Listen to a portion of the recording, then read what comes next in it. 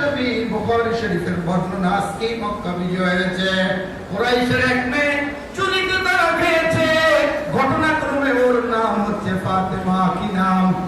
আপনারা শুনেছেন আজকে মক্কা বিজয় হয়েছে।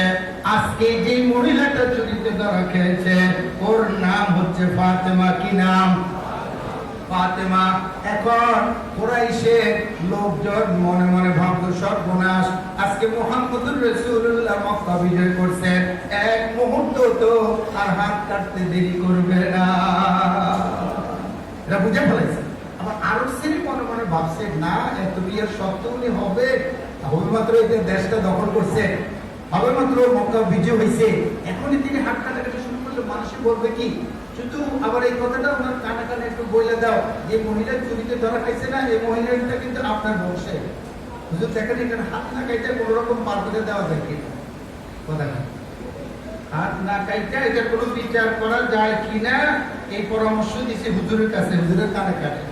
আর যে আইসা হুজুরের কাছে এই কথা কইছে, কেউ কেউ সাহস পায় না, যে ছেলেটা এই কাজের জন্য লাগাইছে সে হলো হুজুরের নাতি, তাও পালক পুত্রের ছেলে যায়েদ ইবনে হারেসা, তার ছেলে উসামা ইবনে যায়েদ রাদিয়াল্লাহু তাআলা আনহু। আল্লাহু আকবার। মক্কার লিডাররা ভাবছে, মক্কার লিডাররা মনে মনে ভাবছে, আমরা যদি হুজুরের কাছে চাই, হুজুরের কাছে যদি আমরা এই দাবি দাওয়া করি, হুজুর হয়তো এটা ডিনাই করবে, কিন্তু হুজুরের আদরের নাতিরি দিয়া যদি খোয়াইতে পারি, মনে হয় আমাদের মনের কামনা পুরো হবে। এক নম্বরে নাতিরি দিলেন ধমক, দুই নম্বরে বললে সমস্ত কুরাইশিরা আমার সামনে বসো, হাজির হয়ে যাও। দিলেন বক্তব্য, তোমাদের আগে যারা ছিল দরিদ্র যদি কোনো অন্যায় করতো বিচার করতো না, গরিব যদি অন্য কোনো অন্যায় করতো তার উপরে সমস্ত বিচার চলতো। বংশীয় কোনো মানুষ যদি, দলীয় কোনো মানুষ যদি আগে যদি কোনো অন্যায় অপরাধ করতো, দলীয় খাতিরে পার পাওয়া যাইত, নেতা নেত্রীর আত্মীয় স্বজন, খালাতো ভাই, মামাতো ভাই, ফুয়াতো ভাই, চাচাতো ভাই, ভগ্নিপতি, কথা কয় না ঠিক কিনা, পার পাওয়া যাইত। আল্লাহ তুমি বলেন না না না, লাউ কানা ফাতিমাতু বিনতি মুহাম্মাদিন সাল্লাল্লাহু আলাইহি ওয়াসাল্লাম সারাকাত লা ফাতাতু ইয়াদাহা। ক্লিয়ার বক্তব্য শুনে নাও। আজকের এই চুরিতে যদি কুরাইশি বংশী ফাতেমা মেয়েটা না হইয়া আমার কলিজার টুকরা হাসান হুসাইনের আম্মা, জান্নাতের সমস্ত নারীদের সরদারিনী ফাতেমা যদি আজকে চুরিতে ধরা খেত, আমি মুহাম্মদুর রাসূলুল্লাহ সাল্লাল্লাহু আলাইহি ওয়াসাল্লাম অবশ্যই তার হাত খানা কেটে ফেলে দিতাম। এটা হচ্ছে ইসলাম, এটা হচ্ছে বৈষম্যহীন।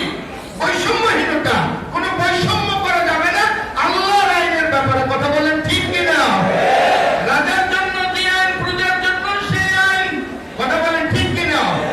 পুরুষের জন্য যে আইন, নারীর জন্য সেই আইন। সমাজের প্রত্যেকটা মানুষের জন্য এই আইন ইসলাম দিয়েছে। কে দিয়েছে? ইসলাম দিয়েছে। সেই কথাগুলো আজও পর্যন্ত কোরআন এবং সুন্নাতে আছে না নাই?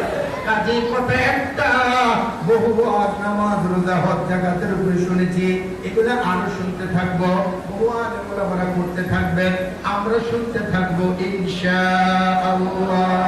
বাকি এখন থেকে আগামী যতদিন আমরা বেঁচে থাকবো, আল্লাহর জমিনে আল্লাহর দ্বীন কায়েম করার জন্য যত জিহাদের প্রয়োজন, আমাদের জীবন বাজি রেখে হলেও আমরা সবটুকু করবো ইনশাআল্লাহ।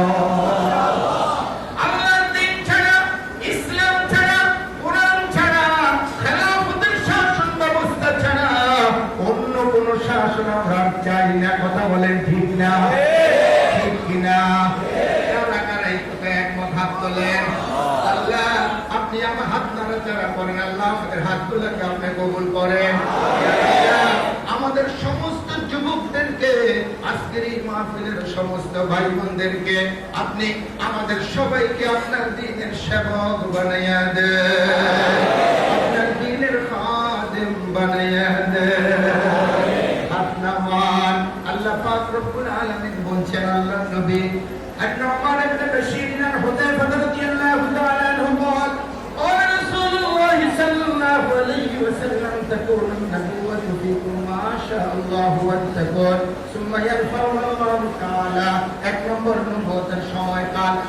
তাকার সুম্মা তাকুন খিলাফাতান আলা মিন মানাজিল নবুওয়াতি মাশা আল্লাহ ওয়া তাকুন, যতদিন পর্যন্ত আল্লাহ চান খেলাফতের শাসন চলবে। এরপরে আল্লাহ রাসূল সাল্লাল্লাহু আলাইহি সাল্লাম দুইটা শাসন ব্যবস্থার কথা বলছেন। কয়টা? দুইটা শাসন ব্যবস্থা, আর দুটো সময় কেটে যাবে। দুইটা শাসন ব্যবস্থা আরো দুইটা সময় কেটে যাবে। এরপরে পঞ্চম নম্বরে আবার পৃথিবীতে প্রতিষ্ঠিত হবে খেলাফত আলা মিনহাজিন নবুওয়া। আল্লাহু আকবার। জমিনের সামনে কি প্রতিষ্ঠিত হবে ভাই? খেলাফত। কিসের শাসন? খেলাফতের শাসন, ইসলামী শাসন, কোরআনের শাসন, আল্লাহর আইন, কোরআনের আইন ইনশাআল্লাহ আগামীতে এই পৃথিবীতে প্রতিষ্ঠিত হবেই হবে। ভবিষ্যৎবাণী করেছেন মুহাম্মদুর